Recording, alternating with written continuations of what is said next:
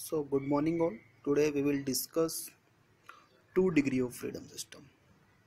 Yet we have discussed single degree of freedom system with damped and undamped vibrations.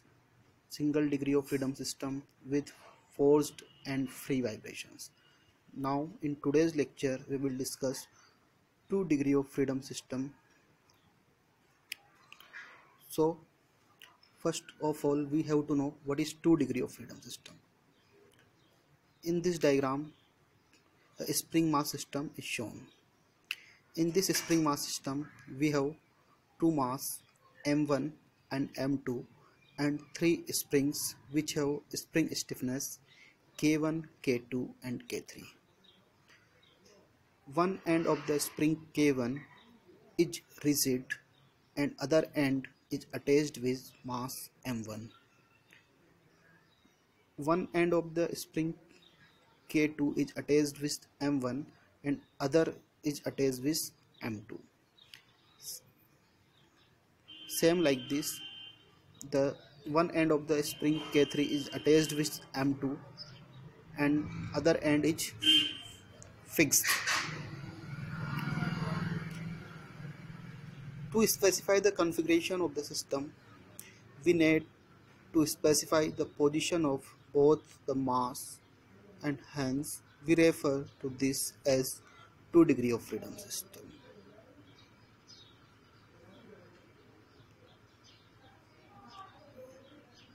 In this diagram,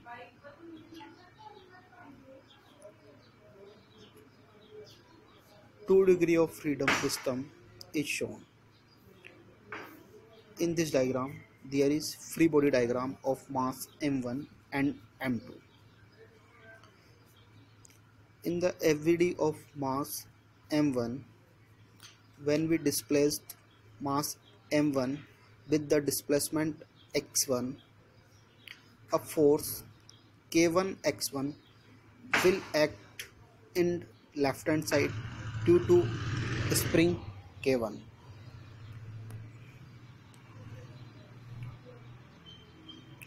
And due to spring K2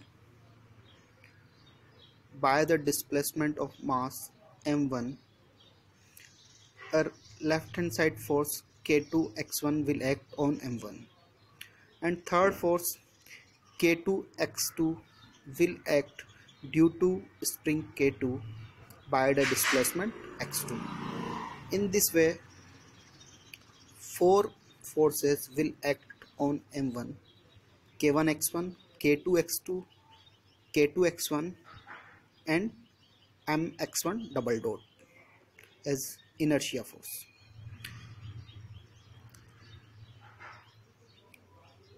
On mass M2, same three forces will act: K2x2 due to displacement x2 on springs K2, K3x3 due to spring K3 and displacement x2, and K2x1 due to spring K2 by displacement x1 and inertia force M2 x2 double dot. So like M1, four forces will act on M2. So this free body diagram clears all the acting force on mass M1 and M2 respectively. Using these free body diagrams as shown in figure, we will use Newton's second law and we can write the equations of motion of each mass as follows. For mass M1, for free body diagram 1, M1 x1 double dot plus K1 x1 plus K2 x1 minus K2 x2 is equals to 0. If we will take K2 as common, then this equation will be as M1 x1 double dot plus K1 x1 plus K2 x1 minus x2 is equals to 0. For mass M2, equation will be as M2 x2 double dot plus K2 x2 minus K2 x1 plus K3 x2 is equals to 0. If we will take K2 as common, then equation will be as m2 x2 double dot plus k2 x2 minus x1 plus k3 x2 is equals to 0. Using matrix notation, we can write this equation as follows. In the first equation, coefficient of x1 dot is m1 and coefficient of x2 double dot is 0, so we can write m1 0. In the second equation, coefficient of m1 x1 double dot is 0, so we can write as 0, and coefficient of x2 double dot is m2, so we can write m2.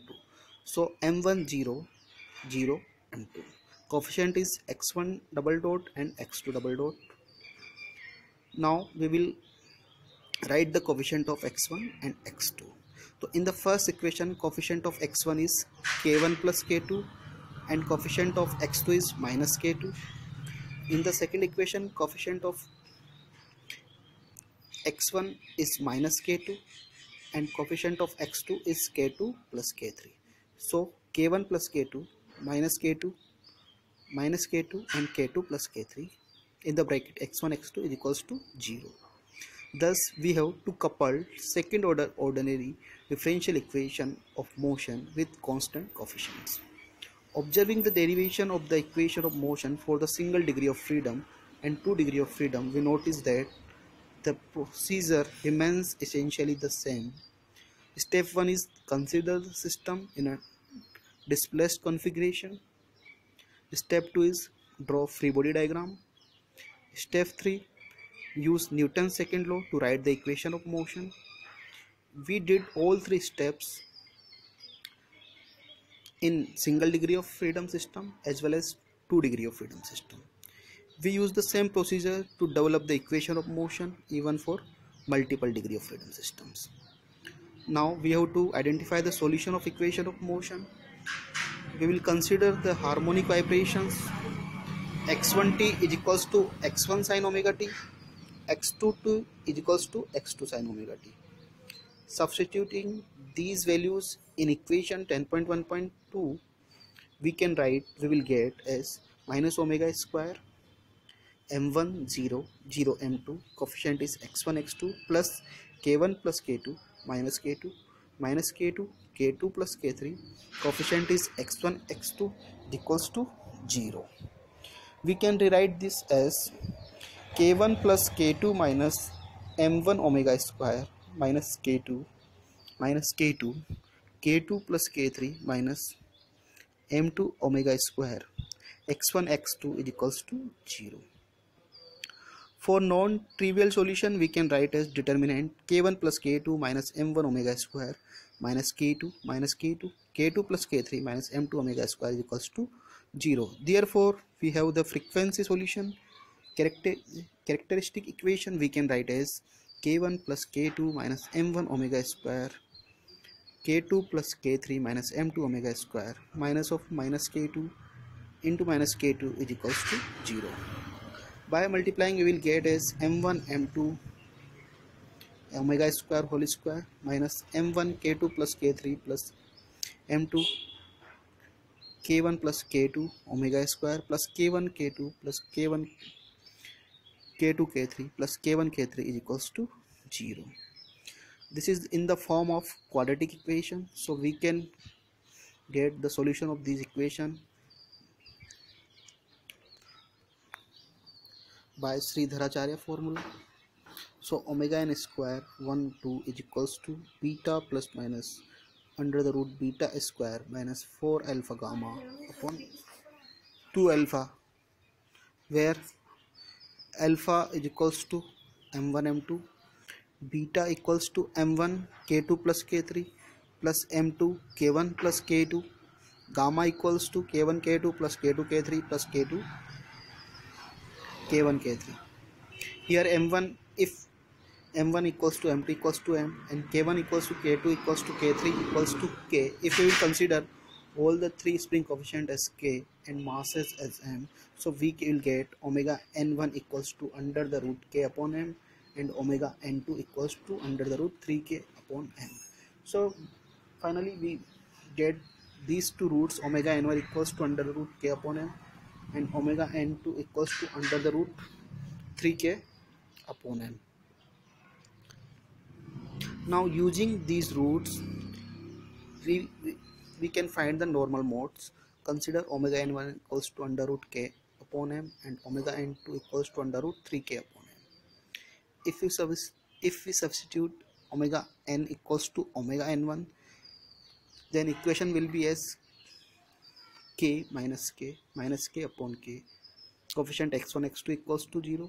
Thus the ratio of the amplitudes of two masses is x1 upon x2 is equals to 1. If we substitute omega n equals to omega n2, then coefficient will be as minus k minus k minus k minus k. x1 x2 is equals to 0. Thus the ratio of amplitudes of the two masses of the case is x1 x2 is equals to minus 1. Such synchronous motion of the mass with constant ratio of amplitude is known as normal mode of vibration. Thank you.